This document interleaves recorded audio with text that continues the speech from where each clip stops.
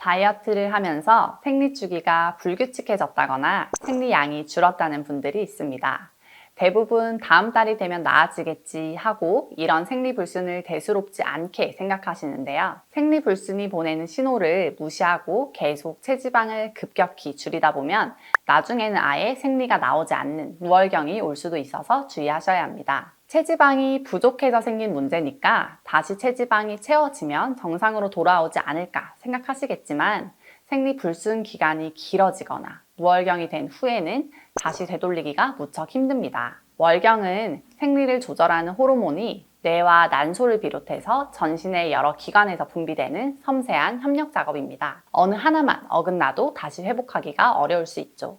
그러니 혹시 다이어트 중에 생리불순이 발생한다면 어떤 원인인지 먼저 살펴보고 그 해결책을 찾아보셔야 합니다. 다이어트가 생리불순을 유발하는 첫 번째 이유는 바로 지방의 급격한 감소입니다. 체지방 감소를 목표로 두고 다이어트를 하시는 분들이 대부분이실 텐데요. 다이어트로 체지방이 갑자기 감소하면 우리 몸은 위험한 비상사태라고 인식하게 됩니다. 우리 몸속에 있는 지방은 음식을 먹을 수 없는 상황에서는 에너지로 쓰기 위해서 남은 연료를 저장해 둔 것입니다. 그런데 만약을 위해 남겨둔 지방이 급격하게 줄어들게 되면 우리 몸은 위험한 상황으로 인식을 하고 생명 유지와 관계가 없는 생식 관련 호르몬 분비를 일단 멈추게 합니다. 게다가 지방세포는 여성 호르몬을 합성하는 데 관여하기도 합니다. 여성 호르몬은 난소에서 분비가 되지만 에스트로겐 등의 일부 여성 호르몬은 지방세포로도 생성됩니다. 일부 말초 지방세포가 안드로겐을 에스트로겐으로 변환시켜서 만드는데요.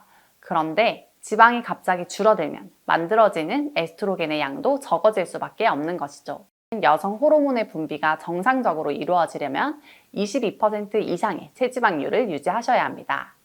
체질량 지수가 18.5 이하가 되거나 체지방률이 18% 미만이 되면 생리불순이 생길 가능성이 높아집니다. 두 번째 원인은 다이어트로 인한 스트레스입니다. 월경을 조절하는 또 다른 큰 핵심은 우리의 뇌인데요. 뇌 하수체에서는 여러 가지 여성 호르몬 분비를 자극하는 호르몬을 만들어냅니다. 우리가 극심한 스트레스를 받으면 그에 대응하기 위해서 코르티솔 같은 스트레스 호르몬을 많이 만드는데 이런 스트레스 호르몬은 성 호르몬을 관장하는 뇌 하수체의 기능을 저하시킵니다. 그 영향으로 월경이 불규칙해지거나 멈출 수도 있는데요. 실제로 뇌 하수체의 기능 저하와 무월경이 동반된 여성은 혈중 코르티솔 수치가 증가되어 있다는 보고도 있습니다. 세 번째 원인은 영양 상태의 변화입니다. 식사량을 너무 크게 줄이거나 내 몸 상태를 고려하지 않고 유행하는 다이어트 식단을 따를 때 생리불순이 나타나기 쉬운데요. 저탄고지 다이어트 같이 탄수화물 섭취량을 극단적으로 줄이고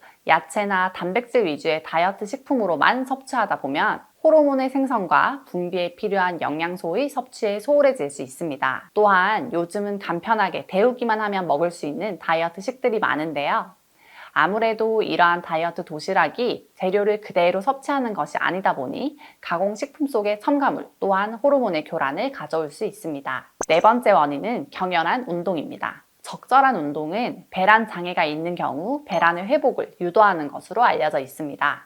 하지만 과도한 운동이 오히려 배란 장애를 유발할 수 있다는 연구 결과도 있어요. 격렬한 운동은 초경을 지연시키고 무배란, 불규칙한 월경, 무월경 등 생리 이상을 초래한다는 거죠. 하지만 운동량을 적절한 수준으로만 줄이면 월경 이상 증세가 약 2개월 내에 사라진다고 알려져 있습니다. 그럼 다이어트를 하다가 생리불순이 오면 어떻게 해야 될까요? 가장 즉각적으로 해야 할 조치는 다이어트를 잠시 중단하는 겁니다. 다이어트 자체가 나쁜 것이 아니라 몸에 충격을 줄 정도로 급격하게 살을 빼는 다이어트가 잘못된 것이기 때문이죠. 지금까지의 다이어트 방법과 목표를 다시 설정할 필요가 있다는 겁니다. 우리 몸에는 생리 주기가 다시 자연스럽게 회복할 여유를 주는 것이기도 합니다. 체지방 감소가 멈추고 스트레스를 덜 받으면 대부분의 생리불순은 해결될 수 있습니다. 만약 너무 급격한 체중 변화를 목표로 삼았다면 목표를 수정하시는 게 좋습니다. 한 달에 체중의 5% 미만의 감량을 목표로 삼는 건데요. 체중이 60kg라면 한 달 감량 목표를 3kg 미만으로 잡고 4에서 5개월 정도 넉넉한 시간을 가지고 체중을 감량하는 것이 좋다는 겁니다. 식단도 체크해 보세요.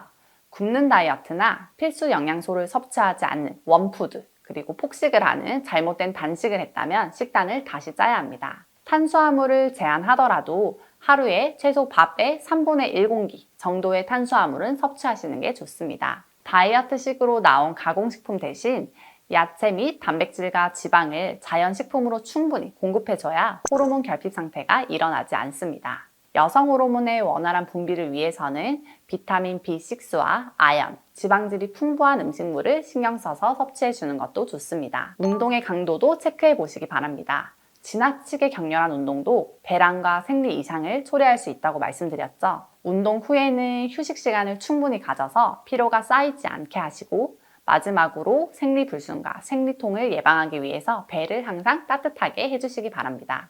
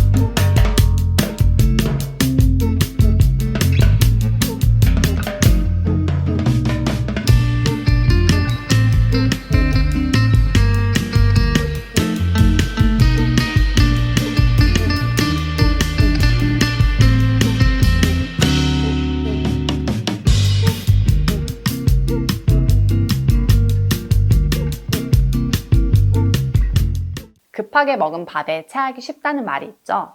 다이어트 역시 그렇습니다. 내 몸의 변화를 받아들일 수 있을 정도로 적당히 속도를 맞춰가는 것이 중요할 텐데요. 생리 이상으로 보내는 신호를 무시하지 마시고 자신의 다이어트 방법과 목표를 다시 설정하셔서 건강한 다이어트를 하시기 바랍니다.